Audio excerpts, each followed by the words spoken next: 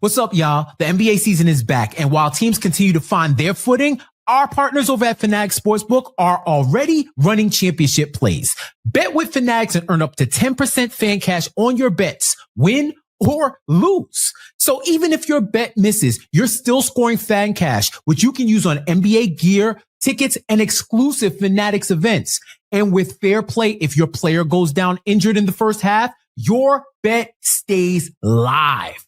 Make the switch and get more ways to win with FANATICS Sportsbook. Winning, it's different here. Been that long? You want to try that again outside after school, you punk? After school,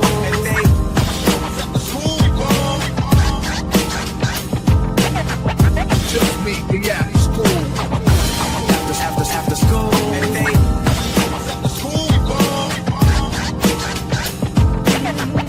just meet me after school. After school.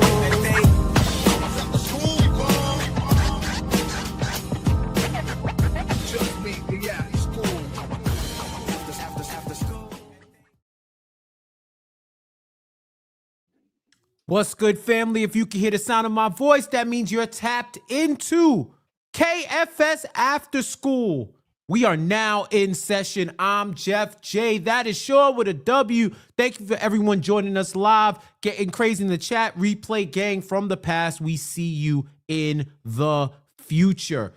We're here to talk about the last week of Knicks basketball, all the ins and outs, what's going on around the league and on social media. And we're tapped in with you. Sean, how you feeling, man? I'm fine. I do not like losing to the team that the Knicks lost to, which we'll get into in a second. If you know me, it's on site with them forever. But other than that, like I'm in a good place, and there's some things that we can discuss that may have some people a little panicky, but overall I'm in a good place. Yeah, I feel the same way. The Knicks are 8-5, 13 games into the 25-26 campaign. Think there's a lot we can derive from what they've been doing over the past couple of weeks of the season. And we can get right into it, man. We have 2 games to talk about. 2 games against the hated, reviled Miami Heat. 1 at home and 1 away. I think the Knicks won on aggregate. I think they did win on aggregate, but they won the game, that insane NBA Cup game, 140-132. And then last night, heartbreaking loss, final seconds, couldn't tie the game amongst a host of other things. No Brunson, no OG. And they fall in South Beach 115-113.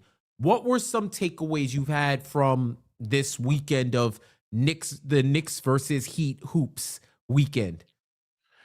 For me, it was, winning on Friday night was refreshing because obviously no Brunson, and then OG gets his annual soft tissue injury early in the game. But it was good to see us rely on the bench. And Jason Meredith, who's a longtime KFS contributor, he said this on Study Hall sometime last season. Like there are certain guys in your team, like there's certain guys in your team who are gonna have playoff moments and are gonna help you guys win games. And they're gonna be unsung heroes is actually the term he used. And you'll never find out who those unsung guys are if you don't play them. And Landry Shamet, who, again, has been on 6 different teams and has never been able to find a foothold anywhere, comes out and scores 36 points. Now, I don't expect Landry to be dropping 36. Hell, drop 26, consistently, right? But these games, and listen, no matter what you think about the NBA Cup, whether you think it's irrelevant, it's the greatest thing since sliced bread or something in the middle, the Knicks needed to win that game to stay alive. And they did because of Karl-Anthony Towns going nuclear in the second quarter and Landry Shamet, who had 6 points at halftime and finished with 36. So, it's just those are like the good team wins you feel warm and fuzzy about. Yeah, I think the Cup game was really impressive. It was impressive by both teams, to be honest. Like, they were just going at it. It was just an offensive display where you could say, hey, there wasn't a lot of defense, but I just think these were two teams that caught fire. You had players all over the court that were just letting it fly and cashing everything. And I think the Knicks had the guns to outgun the Heat. Then last night, I think there was, I said it in my recap vid, but when you lose a game by 2 points, that's when you start looking on the margins. They won the rebounding battle, won the offensive rebounding battle, but the Heat had 6 more second chance points, which means they capitalized a little more on turnovers and on their offensive boards. They had 7 more points off of turnovers than the Knicks. The Knicks missed 6 free throws, and the Knicks shot 9 of 36 from 3. At times, whatever it was, it felt like they were playing in between zone and man. I've never seen it before, and this is a reason why. And guys like Fontecchio and Drew Smith took full advantage and hit the shots that they needed, that they weren't hitting on Friday. And I think also 43 to 28, the Heat bench outscored the Knicks bench. So they got production from everyone. And even with all of that, the Knicks had a chance to tie or win the game in the final seconds without 2 of their main rotation players. And yes, the Heat also were missing 2 of their main rotation players. Yes. Cool. Yes. There's your context. As you know, Heat culture just started sending bots at me for tweets that we're about to show in a little bit, because they're losers, actually. A lot of them are losers with like 200 followers that had accounts made in the 2020s. But we move. All in all, I do think this is a larger conversation about what we live and die with game in, game out versus looking at the bigger picture, right? Like, there are things that you can look at that can be trends that you can harp on. But if a player, the same way we lauded Shamet for going nuclear and having a career game, I ain't going to get on him for going 2 of 11. I'm not going to get on him. I'm not going to get on the rest of the team who may not have shown up in the way that they wanted to, because they still played well enough to win. They did.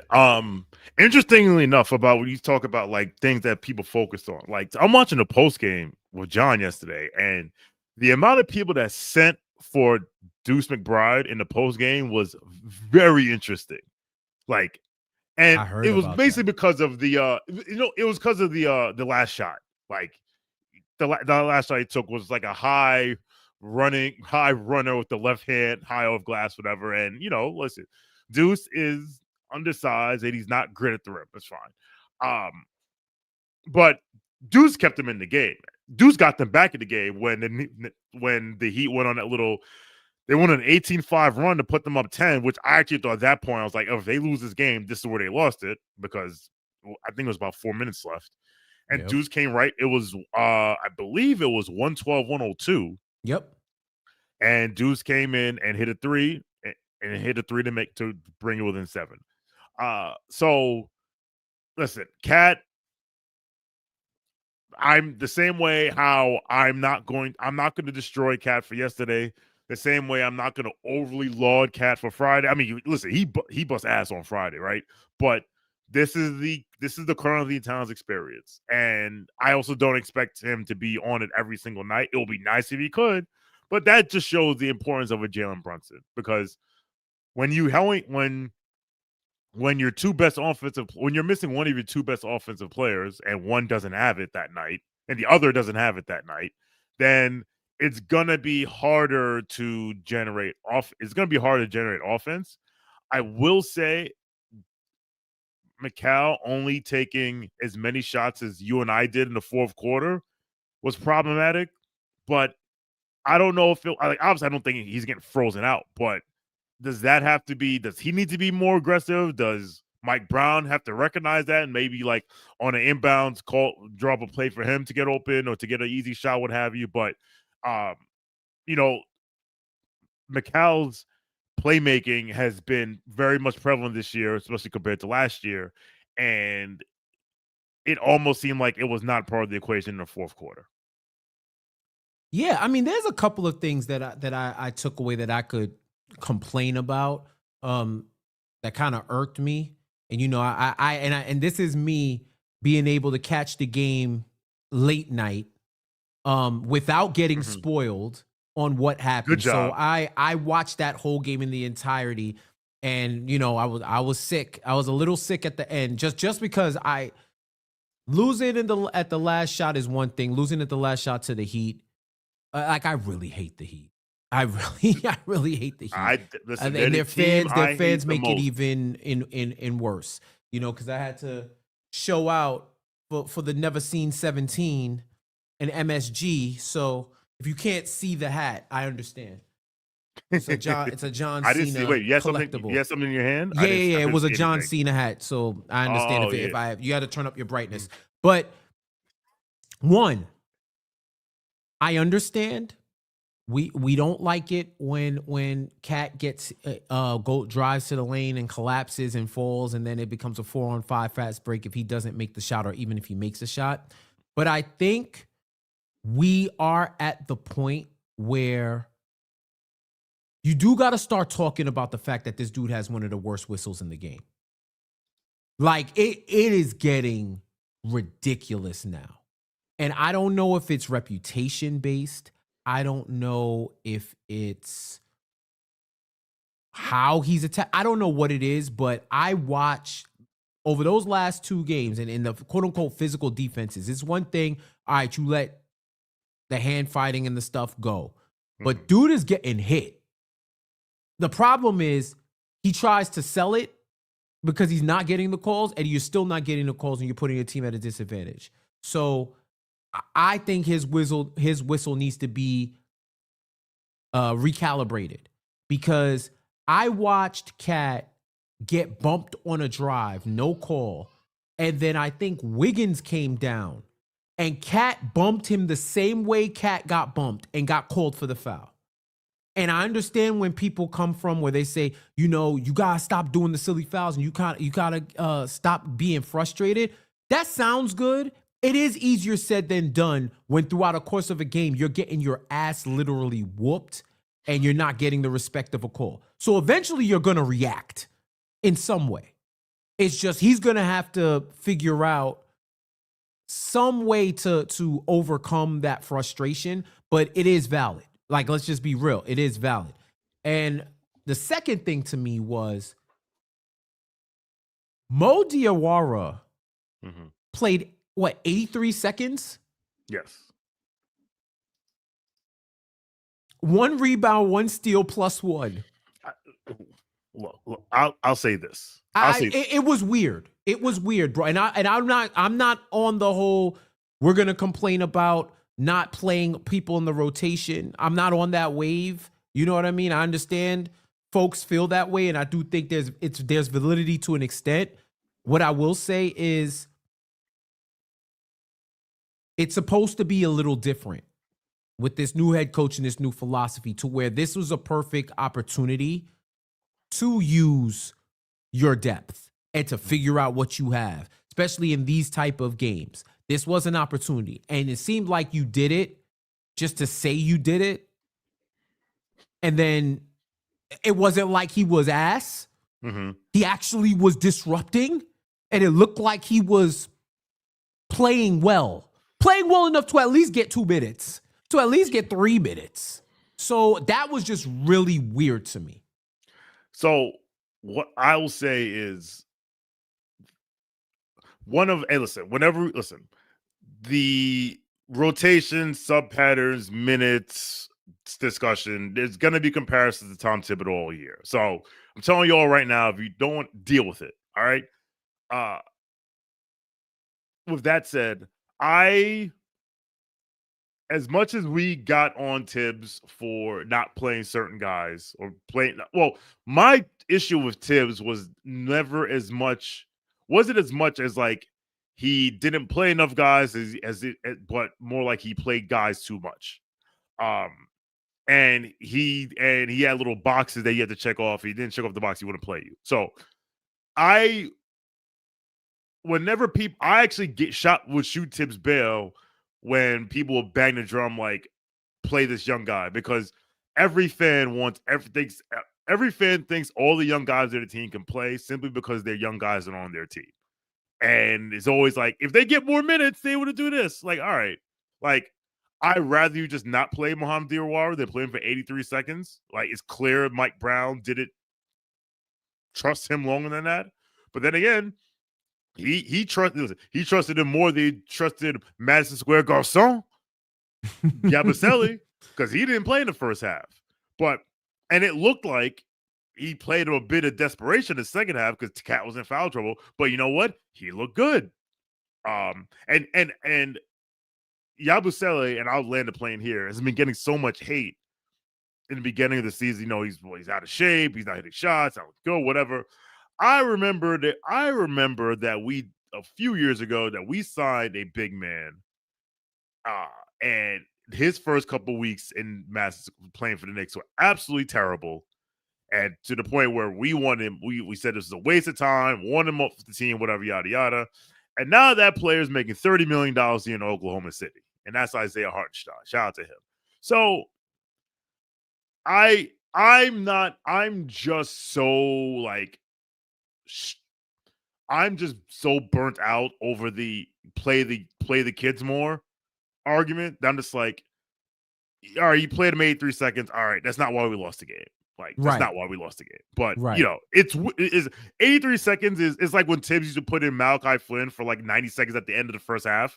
It's like, okay, I guess like it's almost like a backhanded compliment. Like, you want to play me more. You want me to be on the floor, but for so much. I agree, man. I agree. It's just, my thing is, it's like shit or get off the pot. Yeah. You know what I mean?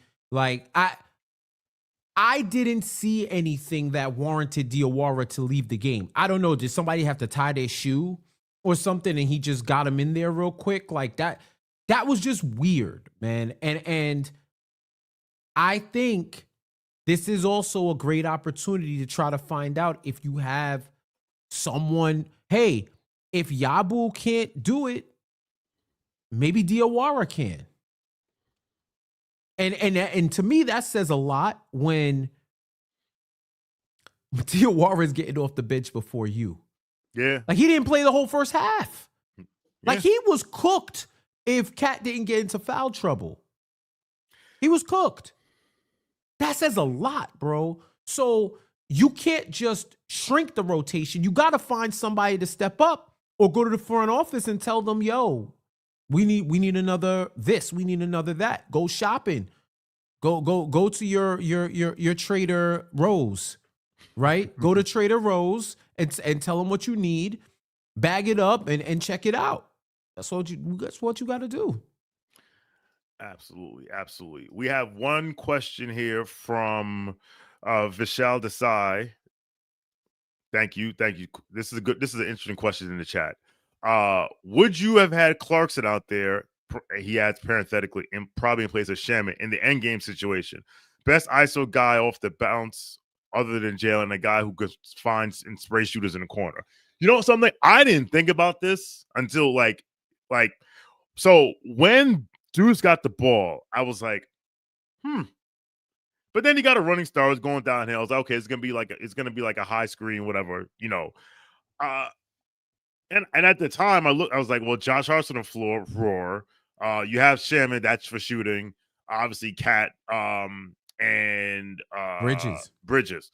But now that I think about it, maybe it would have made more sense to have Jordan Clarkson on the floor.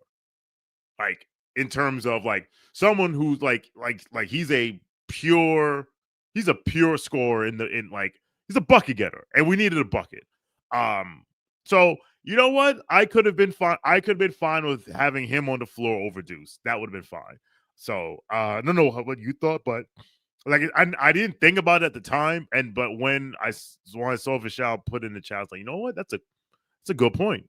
Yeah, I saw some people talking about it, and now in hindsight, I'm like, yeah, that would have been sufficient if they weren't trying to go for the 3 at all.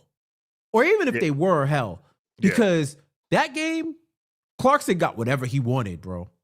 And he gave up whatever the other team wanted on defense. But this man was in full Clarkson mode. Like, I haven't seen him get to the cup that easy in ages. And I mean, not just handle off the dribble, hit a tough shot. Like, they couldn't stop him from getting to the rim. Mm-hmm. So if Clarkson was the one driving that ball to the rim, I believe he would have got a way better shot than a running offhand scoop layup from outside the paint. I still think Deuce didn't know how much time was left. Oh. I think he thought it was probably half of what it was. Otherwise, I'm like, why would you shoot that? That's usually he'd go to like the step back jumper or whatever, but why would you shoot that?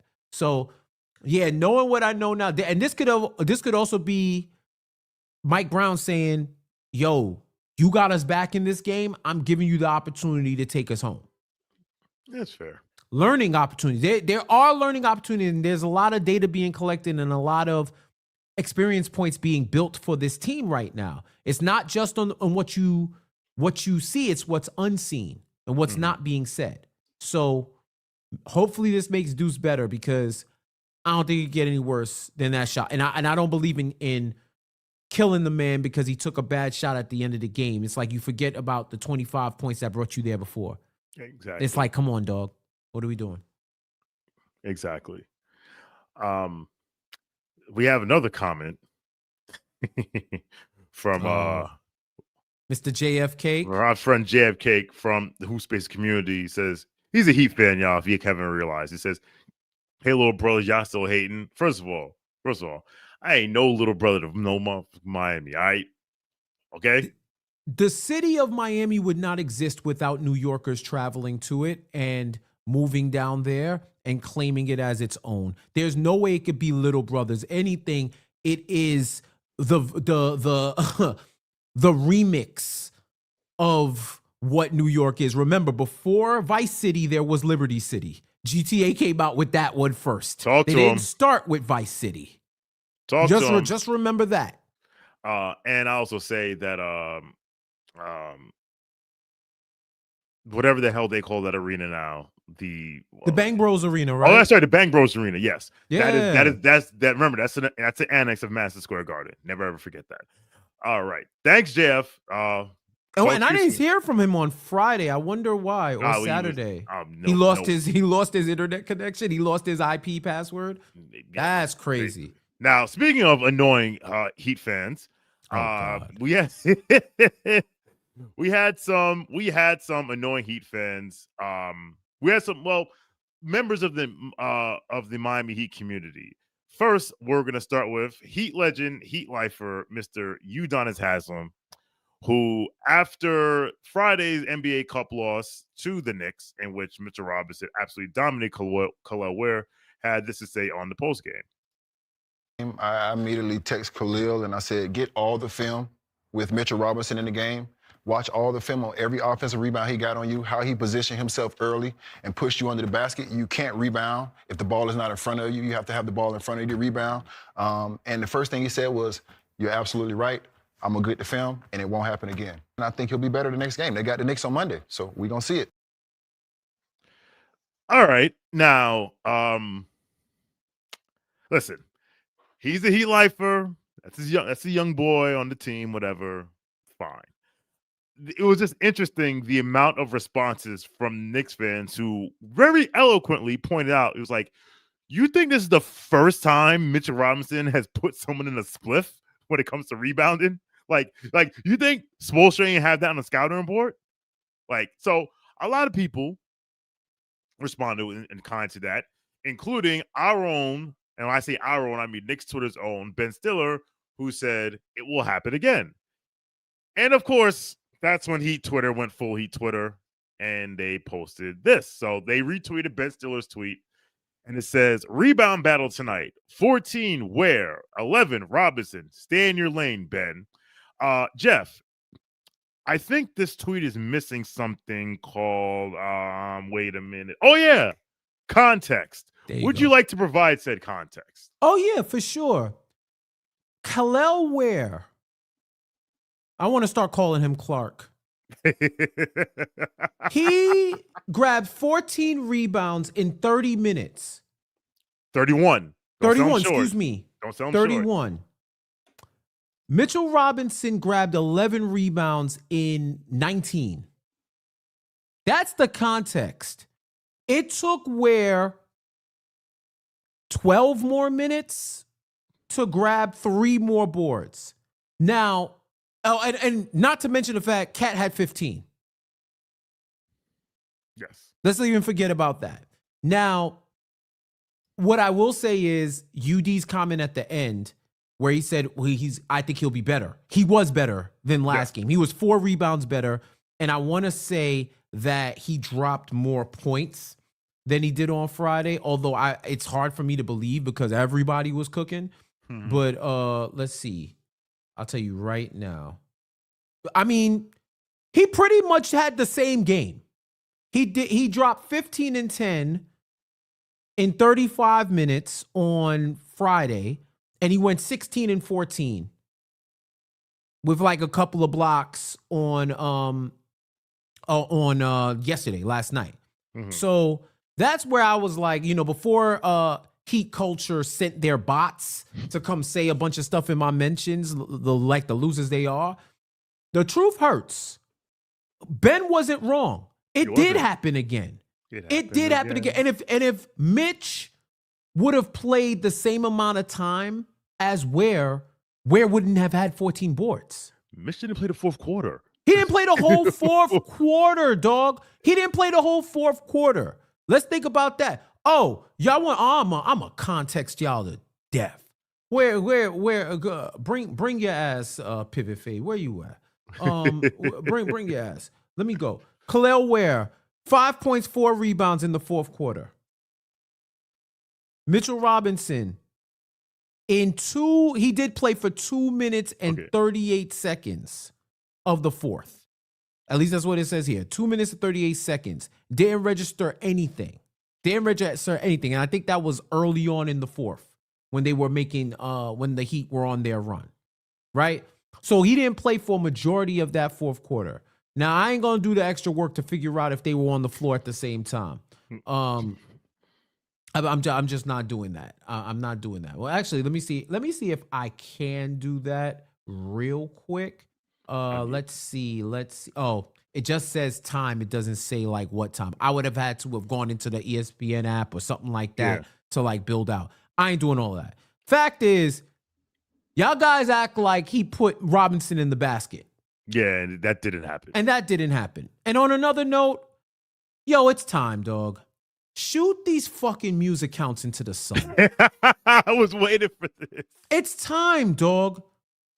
All you music counts are weird.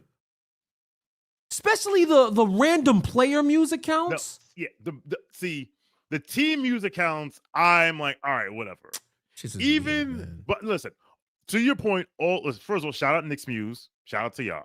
Okay, you can. You can stay. No, you can shout them out. No, because it's all engagement rage bait type shit, man. That is fair. Like like you say one thing and then you come back with the antithesis a few hours later.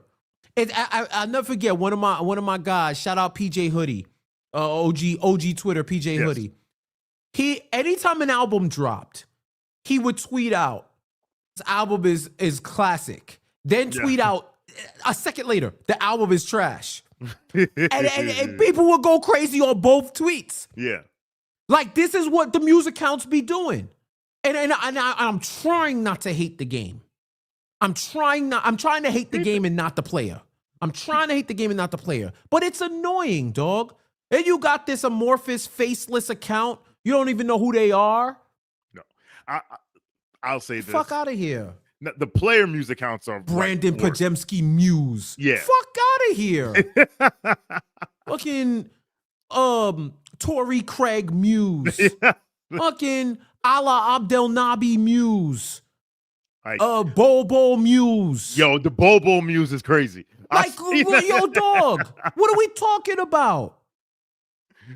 Ben Kim Gervin in chat says, I'm starting a new one, Tibbs Muse. Ben, There is a Tibbs Muse. I'm like, that already exists.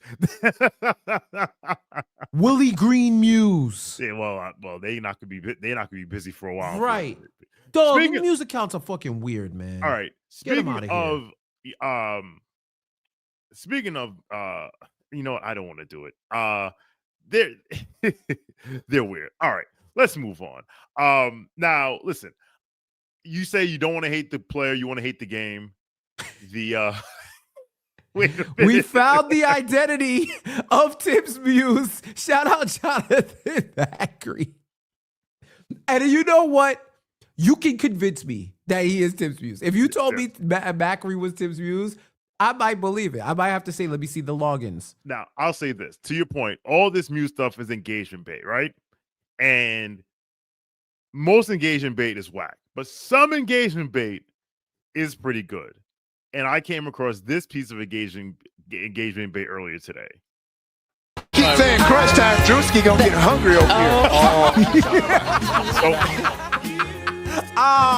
So for those listening to the podcast, it's a tweet from Robo at Robo Knows Ball, and it's Knicks on the road.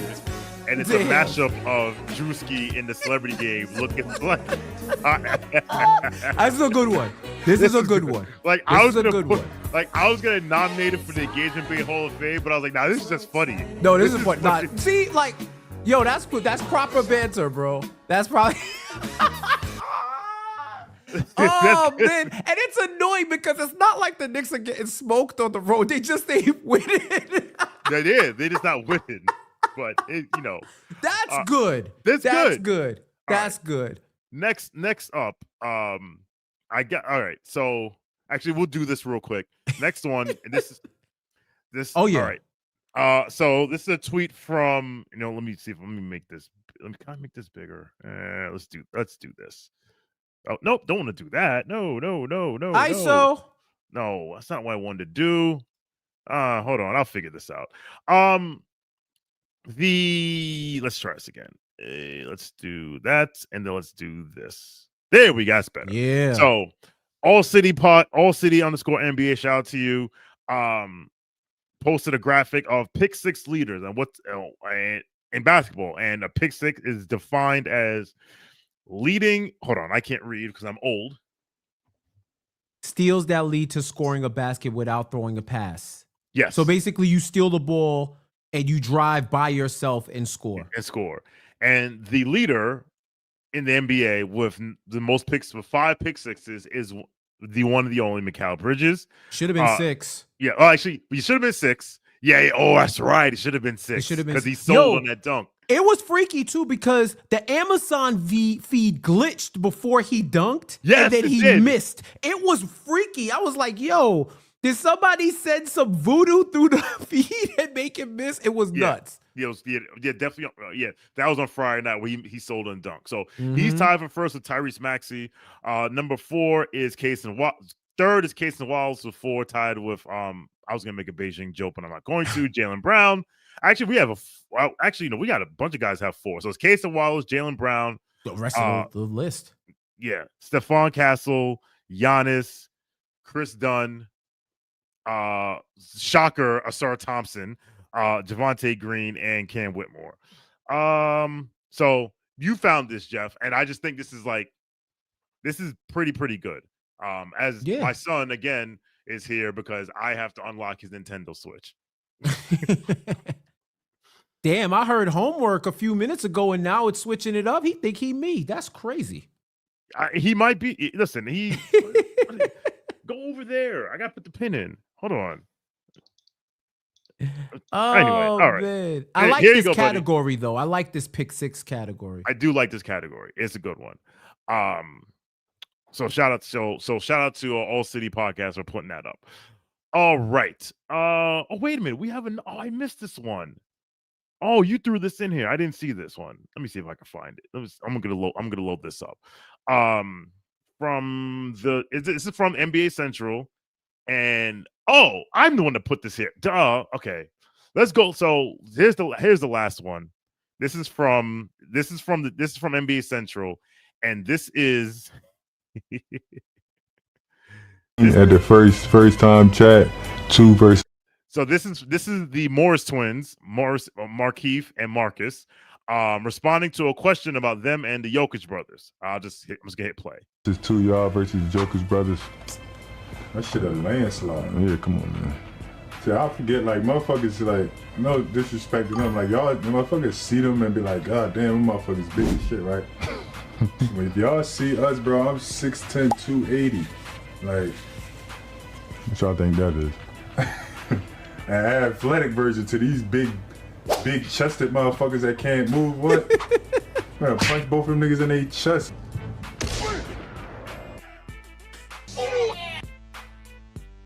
Not they got them like niggas like they don't like they do like what they say they do. I don't know.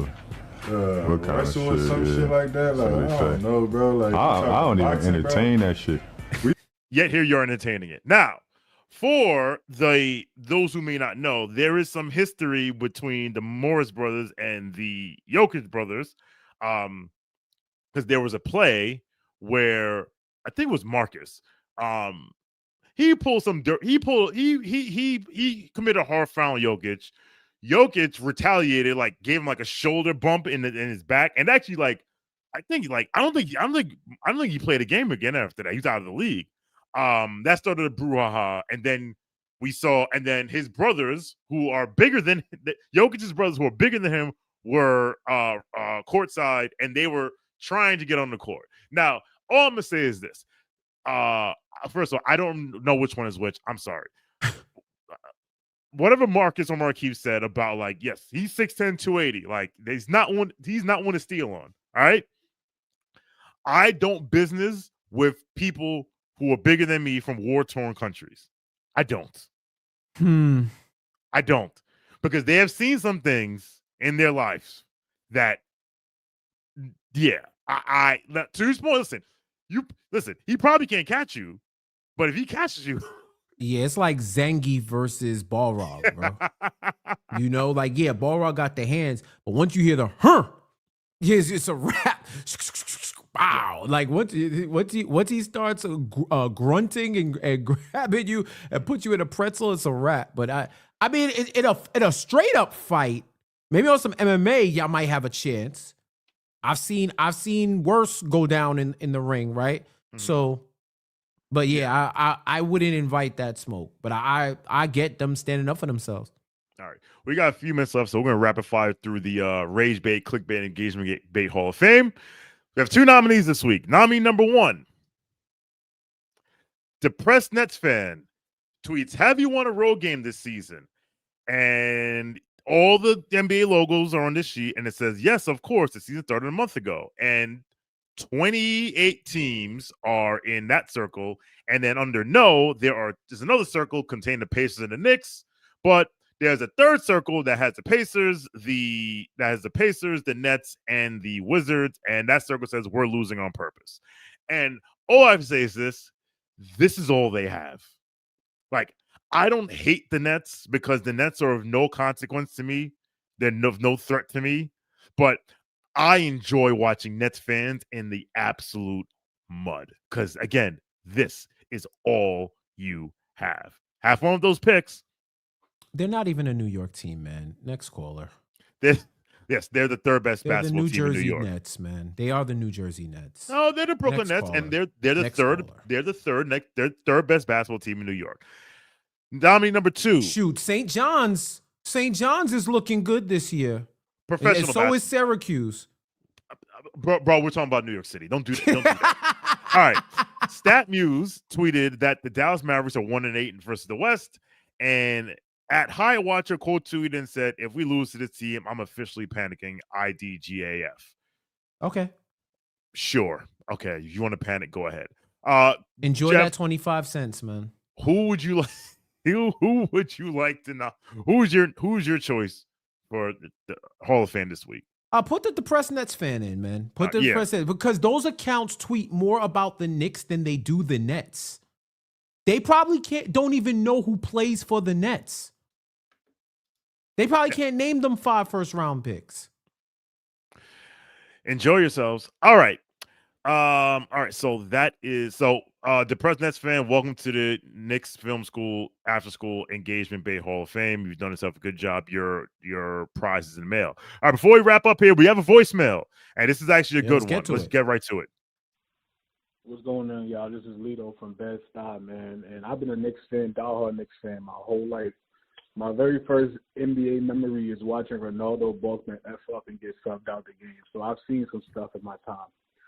So with that, I've also seen a lot of the Knicks quote-unquote prospects get hyped up and not live up to it. Like I'm talking the Jeremy Tylers and the Torrey Murrays and the Ricky Litos.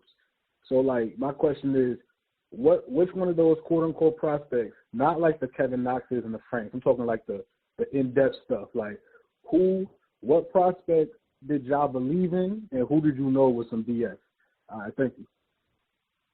What's going on, y'all? This is Lito. All right.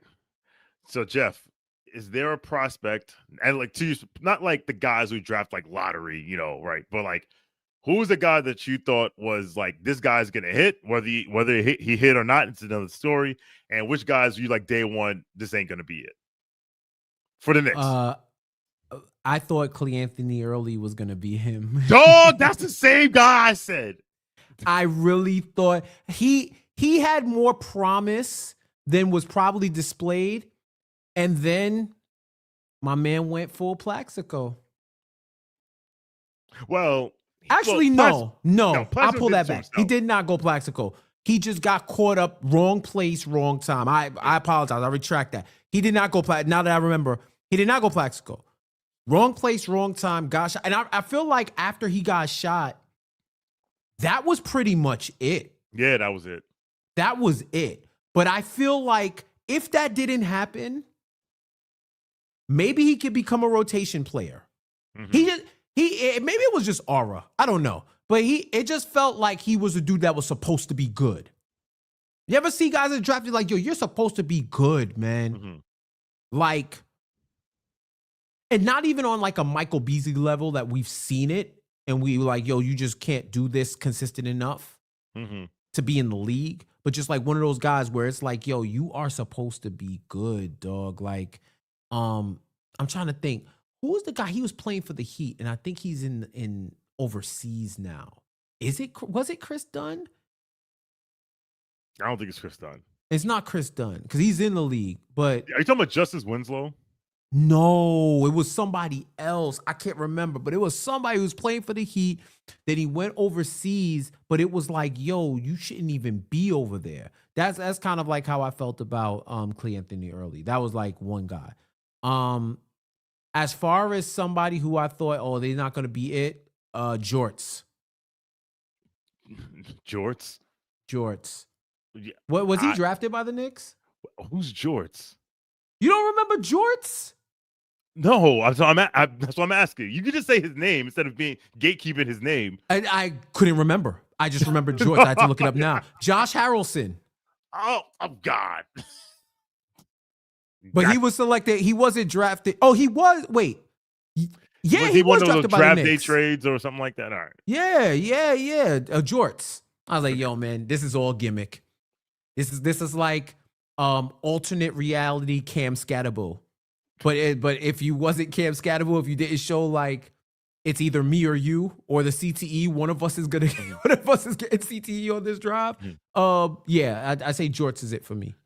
So the guy said, I agree with you, was Karl-Anthony early. I was like, we got him a high 6th round pick. He's Wichita State, Final Four, yada yada yada. I think he was on that final. I'm pretty sure he was on that Final Four team. The guy I knew that from like day one, I was like, this dude ain't it. Ronaldo Balkman. Actually, I got two. Him and Masij Lampe. Because Lampe was getting all this hype and talking about I want Shaq in the and I'm like, yo, dog, whatever. Now, but Balkman, what bothered, and I will admit that I kind of had a crash out, which I didn't know was the thing in 2006, because I watched that draft live and I was like, oh, the Knicks are going to take, Rajon Rondo's sitting right there. The Knicks are definitely going to take Rajon Rondo, right? Right? Wrong. wrong. They did not take. They took Ronaldo Balkman, and I always remember the spiel that Isaiah Thomas gave was basically he was looking for like another Shawn Marion, like a jack of all trades, Swiss Army knife, whatever. So like I said, I was waiting for Rajon Rondo. They didn't take him. These are the players I was taking after Ronaldo Balkman. Very next pick, Rajon Rondo. 24th pick. Because what's Mr. Balkman went 21st. 24th pick, Kyle Lowry. 32nd pick, Steve Novak. 35th pick, PJ Tucker. And there's one more here. 47th pick, Paul Millsap. But we got Ronaldo Balkman. I knew off the rip. Him and Lampy, that wasn't it. So for sure. There you go. All right. Listen, if you want to leave us a voicemail, please leave us a voicemail. You can leave us a voicemail on our voicemail line at, why can't I find this? 641-715-3900, extension 660802. There we go. KFS After School voicemail line 641-715-3900, extension 660862. You can ask us about almost anything. Doesn't have to be basketball. It could be almost anything because there is a line that we will not cross. So that's it for us. Thanks for pulling up. By the way, big shout out to everyone who was at the watch party on Friday. It was a rousing success as we watched us put the Heat in the dirt with 140-132 win. When will the next watch party be? I don't know. Because the schedules, listen, I'll say this. The schedules, the NBA has put a lot of marquee games are during the week, and we're not trying to do this during the week, or they're on weekends. Like, for example, the Lakers play at MSG on a Sunday night at 7 p.m. I don't think we can do a watch party then. But stay on the lookout. You'll see when the next watch party is. If you like what you heard and you're not a subscriber, please subscribe to Knicks Film School on all podcast platforms. If you're listening on Spotify or Apple Podcasts, please leave us a 5-star review. Not 1, not 2, not 3, not 4, 5 stars. Follow us on all socials at Knicks Film School, SKOOL. If you're watching this right now on YouTube or live or or recorded and you're not a subscriber, please subscribe so that way you'll get alerts when we go live. Like, for example, when John went live when the OG Anunoby injury news was announced. And if you want more Knicks Film School content, you can sign up for our Patreon or our Substack newsletter. So, for Mr. Jeff J, I am Sean W. Thank you for watching. Thank you for listening. Knicks Nation, let's ride. And if you're out on your bike tonight, do wear white. Must be 21 or over? Gambling problem? Call 1-800-GAMBLER. Connecticut, call 888-789-7777. Massachusetts, call 800-327-5050. New York, call 877-8-HOPE-NY. Maryland, visit mdgamblinghelp.org. Not available in all states. Terms apply. See Fanatics Sportsbook app.